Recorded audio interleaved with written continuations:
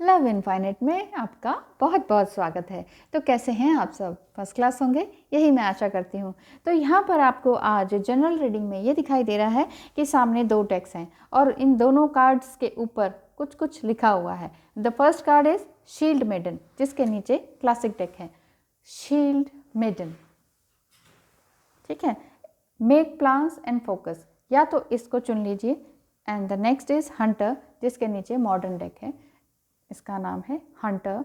Track down your fears and desires. एक गहरी सांस लें आराम से।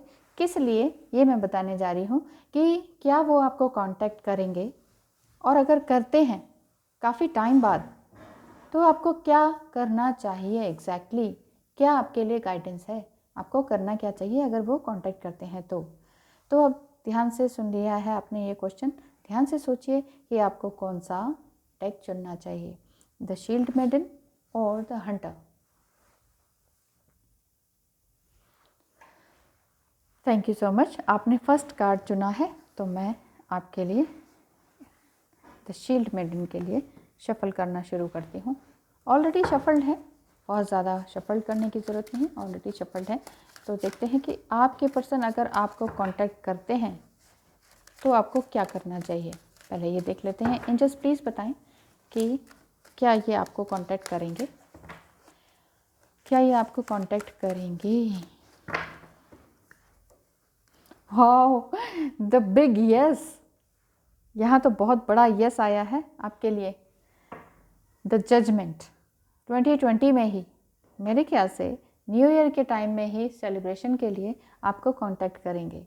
आपके पर्सन मेल या फीमेल दोनों में से कोई भी हो सकते हैं, तो ये आपको कांटेक्ट करेंगे। It's a big yes. ठीक है, अब आगे बात करते हैं कि अगर ये कांटेक्ट करते हैं तो आपको क्या करना चाहिए। चलिए दूसरा क्वेश्चन ये पूछ लेते हैं कि कांटेक्ट करेंगे तो कब। कब का तो मैंने खैर बता ही दिया है कि ये न्यू ईयर के टाइम में करेंगे, क्योंकि यहाँ 20 साइन आया है, तो इसी साल में 2020 में ही आपको करेंगे। ठीक है, अब आपको करना क्या चाहिए, आपको बहुत ज़्यादा पेशेंस रखना होगा, क्योंकि पेशेंस के बिना ज़िंदगी चलती नहीं है। पेशेंस कितना, अगर आप ये पूछते हैं ना कि पेशेंस कितना, तो पेशेंस बहुत रखना होता है। पेशेंस लाइफ में अगर आपने कुछ बड़ा कुछ नया करना है, कुछ नया क्रिएट करना है दोनों ने मिलकर, तो आपको पेशेंस बहुत ज़्यादा कई सालों का भी रखना पड़ता है। किसी भी तरह के कन्फ्लिक्ट से बचना पड़ता है, तो आपको संयम इतना ज़्यादा रखना पड़ेगा कि आपको कोई हिला ना सके। आप अपनी जगह पर बिल्कुल ठीक सही जगह पर रहें। ये जो रेड ड्रेस वाला है, ये आप हैं, बीच में हैं आप। आपके चारों तरफ चाहे कितने ही दुश्मन हो, फैमिली हो, फ्रेंड्स हो, जो कि आपके लिए एक दुश्मन का ही काम कर रहे हैं, क्योंकि आपके अगेंस्ट है तो दुश्मन जैसा ही काम कर रहे हैं, तो आपको उनके साथ लड़ना नहीं है। चुपचाप अपने कर्म पर चलते जाना है। यानी कि आपको गाइडेंस यही दी जा रही है कि आपको अपने कर्म पर चलते जाना है, अपने कर्म करते रहने हैं, अपने काम करते रहने हैं, जो भी आपका काम है। तो माइंड, बॉडी एंड सोल को भी बैलेंस करने की ज़रूरत है। साथ ही साथ ये नहीं है कि इसके बाद हमें पैसा नहीं चाहिए, पैसा सबको चाहिए होता है। 3D वर्ल्ड में अगर रहना है, शादी करनी है, बच्चे करने हैं, फैमिली बनानी है, तो पैसा तो चाहिए ही चाहिए। तो इसका मतलब ये नहीं है कि हम पैसे के पीछे भागें। यहाँ 9 ऑफ पेंटिकल्स यही शो करता है। हो सकता है आपने बहुत सालों से या 9-10 सालों से जिस काम में पैसा लगा रखा था, उसका रिजल्ट अभी तक नहीं आ रहा है, लेकिन इट्स अ बिग यस, क्योंकि जजमेंट कार्ड भी यहाँ पर आ रहा है कि आपको वो पैसा भी मिलने वाला है। साथ में गाइडेंस ये दी जा रही है कि पैसे को भी संभालिए, अपने इमोशंस को भी संभालिए, और अपनी थॉट पैटर्न को भी संभालिए, अपने कर्म को भी संभालिए। एक्शन जो लेते हैं ना आप, उनको भी संभालिए। यानी कि कुछ भी किसी को भी एकदम से ब्लेम करने के अलावा थोड़ा सा ठहर जाएं, रुक जाएं। यहाँ पर 3 ऑफ कप्स आ रहा है, यानी कि आपके इमोशंस पूरी तरह से बैलेंस होने की तरफ हैं, और आप family, friends and get together में बिजी रहेंगे।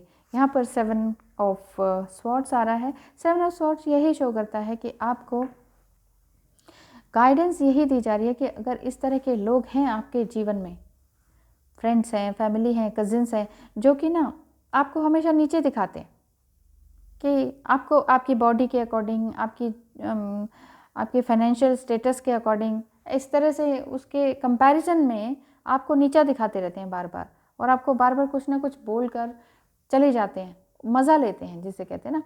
जस्ट मज़े लेते हैं, चलो भाई चलो कुछ टाइम पास करना है, इसके साथ ऐसे बातें कर लेते हैं, मज़ा आ जाएगा, वो चिढ़ जाएगा या चिढ़ जाएगी, हमारा अपना काम हो जाएगा, हमारा एक एंटरटेनमेंट हो जाएगा। तो प्लीज़ किसी और के लिए, किसी किसी इविल सोल के लिए ना एंटरटेनमेंट ना बने। ऐसे इविल सोल ही होती हैं कि जो फैमिली और फ्रेंड्स में भी एज ए कज़न और ये सब बनकर, अपने ब्लड रिलेशन में भी बनकर आ जाते हैं। क्यों? क्योंकि इनसे हमें सबक सीखना होता है, हमें अपने लेसन सीखने होते हैं। तो अगर आपके पर्सन यहाँ पर 2020 में ही आपको आजकल में ही कांटेक्ट करते हैं, तो आपको यही रखना है संयम, अपने इमोशंस को ध्यान में रखना है, एकदम से कुछ भी नहीं बोलना है, एकदम से पैसे के बारे में नहीं पूछना है कि बताओ फिर क्या एक्शन लोगे, कितने पैसे हैं, क्या नहीं है, क्या नहीं है, ये सारी बातें करने की ज़रूरत नहीं है। बस आप ये ध्यान रखिए कि डिवाइन प्लान है, उसके अकॉर्डिंग सब कुछ होगा, एक सेलिब्रेशन होगा, एक फैमिली गेट टुगेदर होगा जिसमें वो अपनी बातें कहेंगे। और हाँ, कार्मिक और नार्सिसिस्ट टाइप के लोगों से हमेशा दूर रहें। एक हेल्दी बाउंड्रीज बनाने की ज़रूरत है, उसको क्रिएट करने की ज़रूरत है। एंड द लास्ट, हैंगमैन की तरह बिल्कुल भी ना रहें, क्योंकि हैंगमैन भी एक अवेकन्ड इंसान है। जैसे कि आपके बारे में मैं बात करूं तो आप एक अवेकन्ड इंसान हैं, बहुत ही प्यार से भरे हुए हैं, इमोशन से भरे हुए हैं और एंथुजियास्टिक हैं, एनर्जेटिक हैं, यानी कि उत्साह से भरे हुए हैं और कुछ नया क्रिएट करना चाहते हैं, लेकिन कुछ होता नहीं है ना। फैमिली वाले अड़ंगा अड़ाते हैं, कज़न्स आ जाते हैं, खुद आपके जो पर्सन हैं वो ठीक से बात नहीं कर रहे हैं, और यहाँ गेट टुगेदर अगर कुछ होता है तो सब मजाक उड़ा के इस तरह से साइड चले जाते हैं। एंटरटेनमेंट का साधन बना रखा है मुझे, अगर आपको ऐसा फील हो रहा है तो ऐसा ना होने दें, हैंगमैन की तरह इस तरह से ना रहें।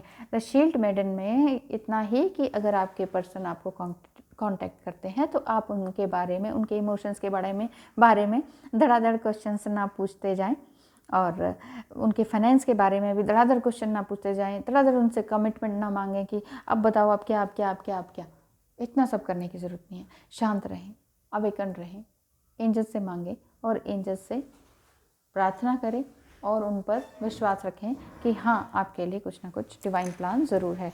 बॉटम ऑफ द डेक देखिए, द फूल, वो फूल यही शो करता है कि आपको होलनेस में आना है। 0 नंबर यही शो करता है आपको अपने होलनेस में आना है। आपके पास जितने भी स्किल्स हैं, आपके जो भी करना आता है आपको, आप उस काम में लगे रहें ध्यान से, लेकिन थोड़ा ध्यान से ना, ये नहीं कि आगे खाई आ रही है, आपको पता ही नहीं चल रहा है क्या होने वाला है। थोड़ा ध्यान से, थोड़ा कैलकुलेटिव रिस्क के साथ चलना होता है, प्यार से, खुशबू के साथ। खुशबू इन द सेंस कि एयर है, एयर में क्या है, खुशबू है, ऑक्सीजन है, तो यानी कि अपने घर को, अपने इन्वायरमेंट को, अपने इवन रूम को, अपनी बॉडी को खुशनुमा और खुशबूनुमा बनाए रखें। इससे क्या होता है कि आपका ऑरा भी क्लीन होता है। तो यहाँ आप सबके लिए जिन्होंने द फर्स्ट डेक चुना, शील्ड मेडन कार्ड चुना, उनके लिए इतना ही कि आपके पर्सन आपको कांटेक्ट ज़रूर करेंगे और आपको थोड़ा संयम से, धैर्य से, पेशेंस के साथ काम लेना होगा और ईश्वर के डिवाइन प्लान पर चलते जाना होगा। Thank you so much for watching.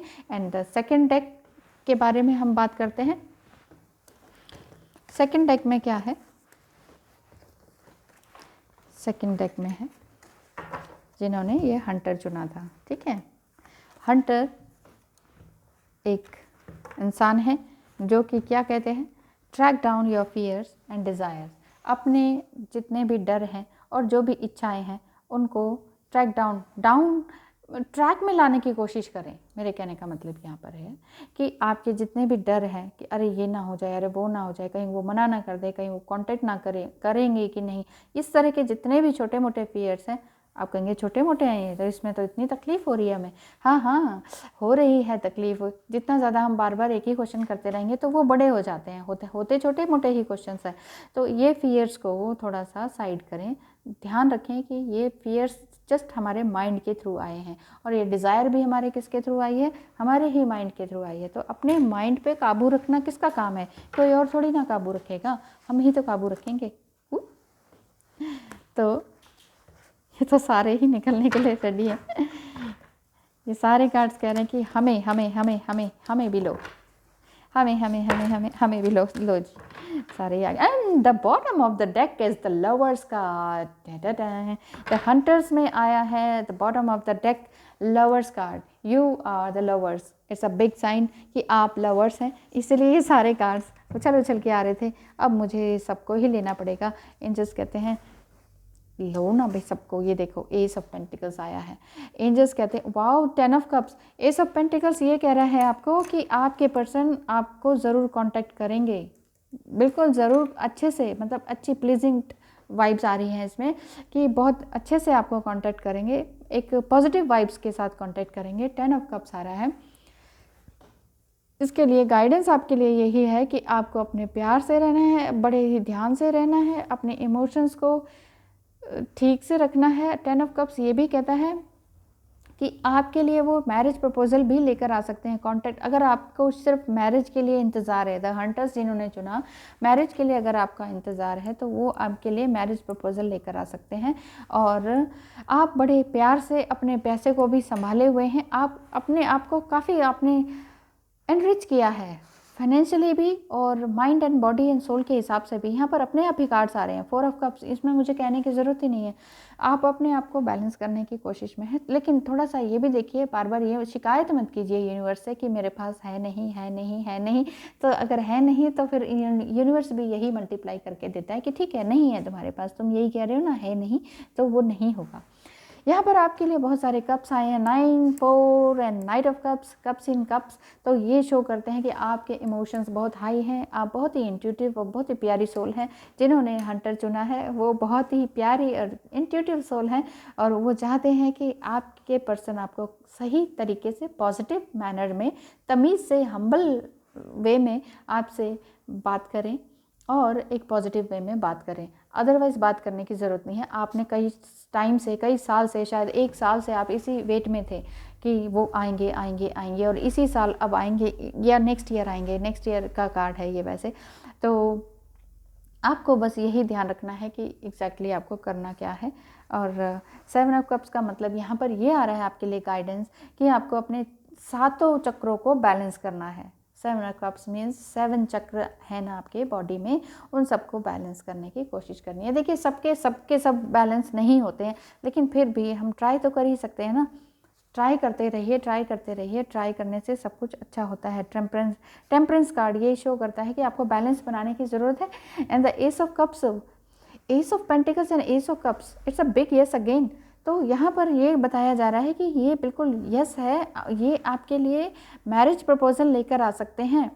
बहुत प्यार भरी नज़रें हैं उनकी आपके ऊपर ना, तो वो बहुत प्यार से काफ़ी टाइम से, 1 साल से शायद आपका वेट कर रहे थे या आप उनका 1 साल से वेट कर रही थी। तो अब वो आपके पास आने वाले हैं। अब तक आपको लग रहा था कि उनके मन में जो भी नेगेटिविटी है वो दूर हो जाएगी, और हाँ हो गई है, क्योंकि इसके बाद ये आया है हर्मिट कार्ड।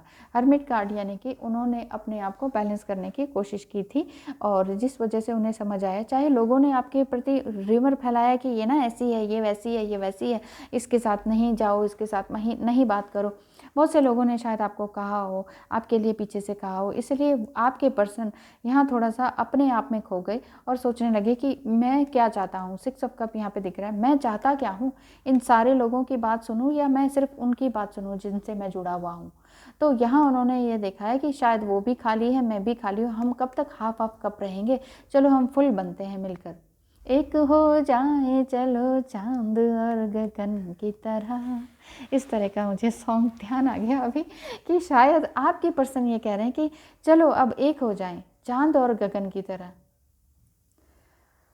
ब्यूटीफुल सॉन्ग है, कभी सर्च कीजिएगा। तो अभी गाने का मन कर रहा है पर अभी नहीं गा सकती। चलिए, तो यहाँ आपके लिए ओवरऑल यही गाइडेंस आ रही है कि आपके पर्सन आपको बहुत ही पॉजिटिव वे में, बहुत ही हम्बल वे में, तमीज़ से, प्यार से, अब तक शायद उन्होंने बदतमीज़ियाँ बहुत की हैं आपके लिए, मुझे इसलिए मैं बार बार तमीज़ से कह रही हूँ, बदतमीज़ियाँ की हैं कुछ, क्योंकि बहुत लोगों ने आपके बारे में उल्टा सीधा कहा और अब वो समझ गए हैं, हर्मिट मोड में आके समझ गए हैं कि हाँ आप क्या हैं और उनको किसकी ज़रूरत है।